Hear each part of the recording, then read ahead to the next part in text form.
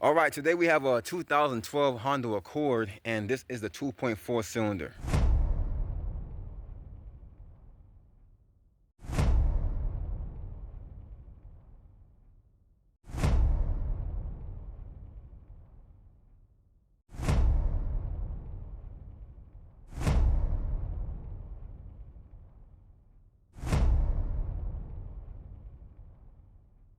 All right, so the second one is located down here on the side.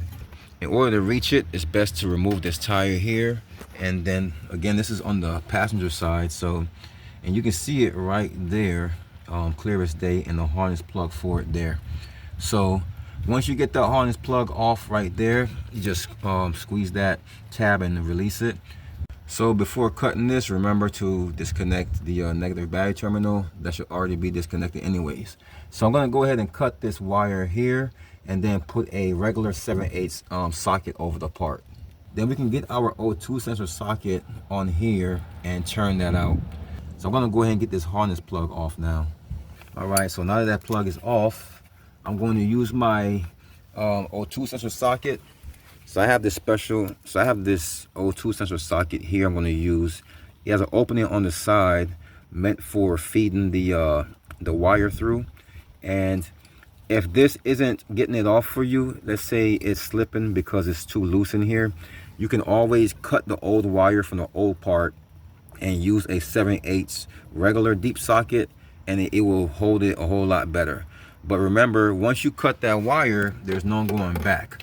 And of course, when you're installing your new one, you don't have to worry about cutting the wire, because you don't have to worry about putting too much torque on this.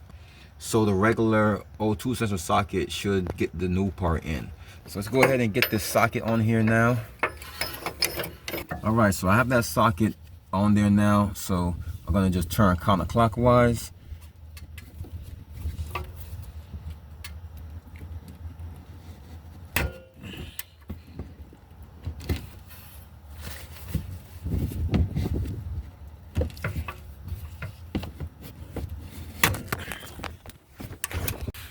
You know what? Actually, before I go that far with it for cutting the wire, so now I'm underneath.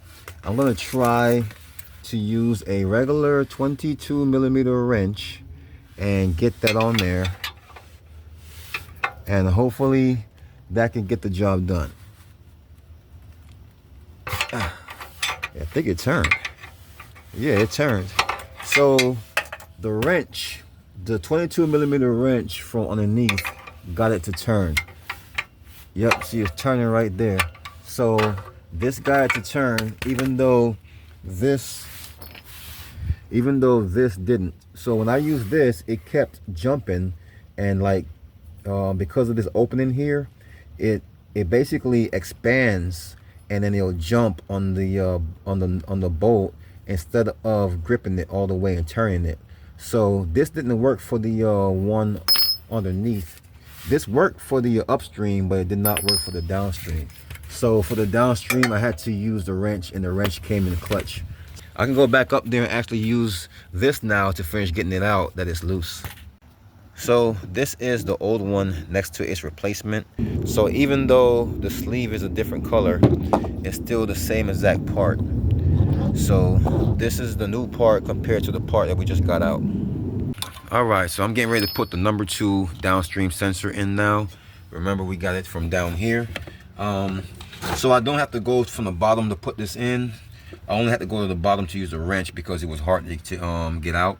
But getting it in is going to be different. So I'm going to reach right in here from the side and get this in by hand first. All right, so I got that in by hand as best as I can get it.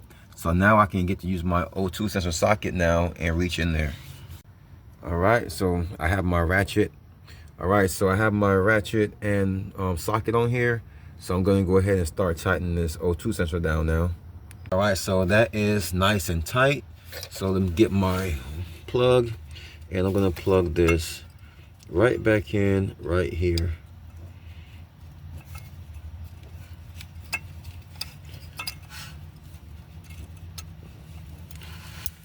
Just like that.